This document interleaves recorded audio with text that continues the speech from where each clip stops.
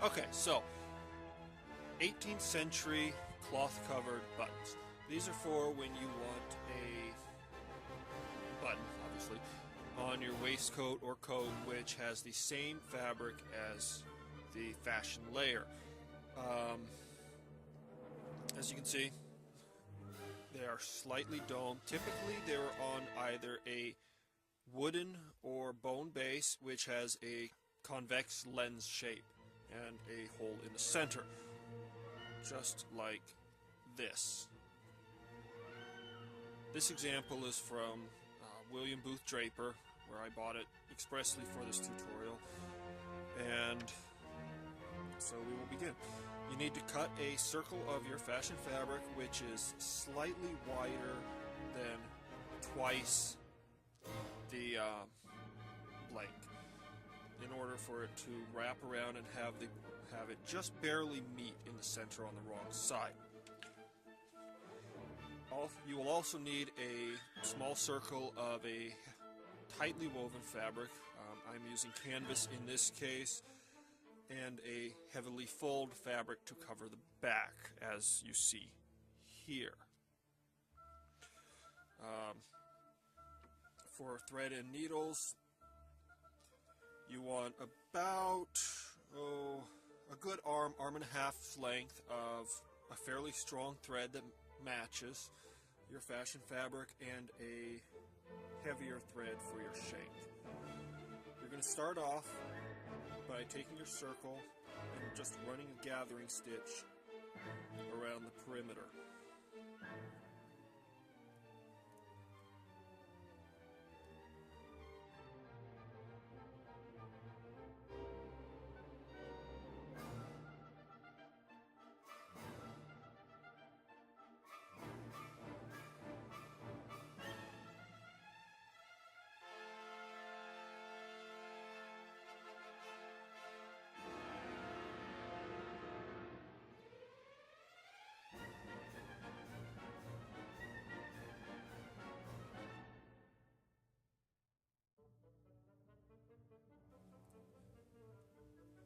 I like to have my thread come out on the right side of the fabric where I started.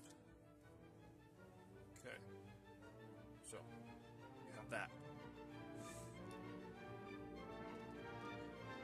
Step 2, you need your shank thread. I'm using doubled pearl cotton. Make sure it's knotted. Insert it through the center of your canvas. What this does is allows you to have your shank anchored firmly inside the button, not just relying on the stitches to hold it in place. Now that you have that, you're going to go through the right side, pull it tight, and then just drop that needle. However, do leave it on place. You can see it's somewhat secure, but you don't want the canvas to be too small.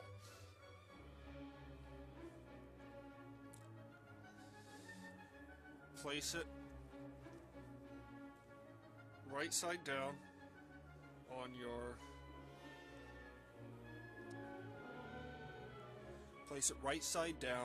your cover blank, and just cinch it closed like this, leaving your shank thread sticking out of the middle.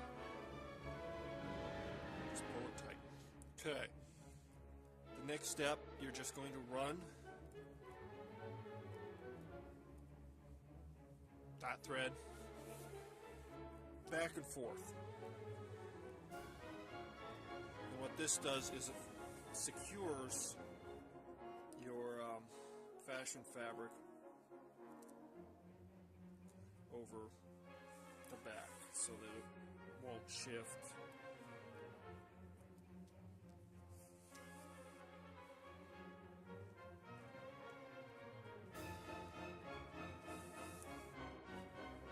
You're just going to keep doing this until it's pretty much flat and not going to move.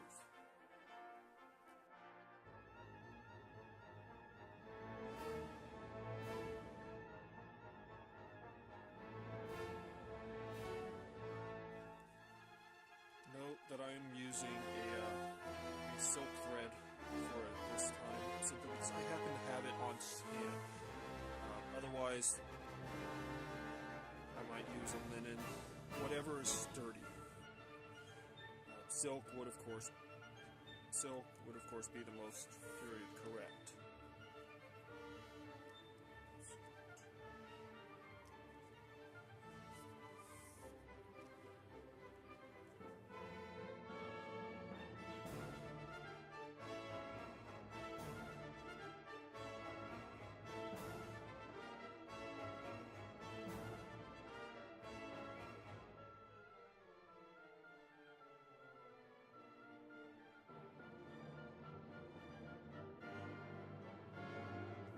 And you can see that's pretty much secure. It's not moving. If your covering fabric is wool, you can stop at this point. You don't necessarily need to cover the raw edges because they're full. They don't need it. They can support themselves. However, since this tutorial is for silks and linens, other fabrics that will fray, you're going to take your shank needle, slip it through the center of your backing, and pull it down tight.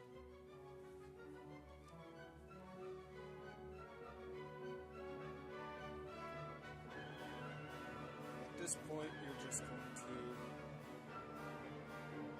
whip stitch around the perimeter, permanently attaching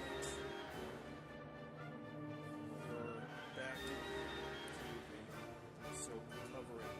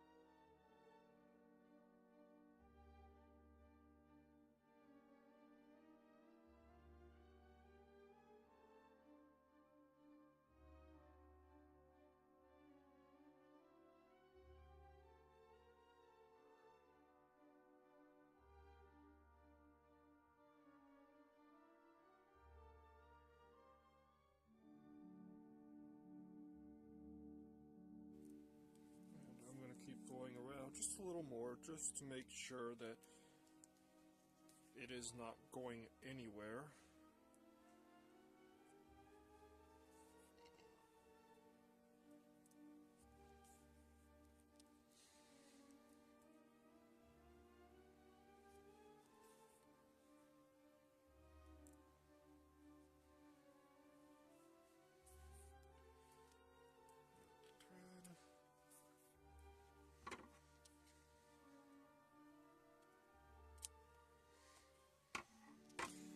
And that's it.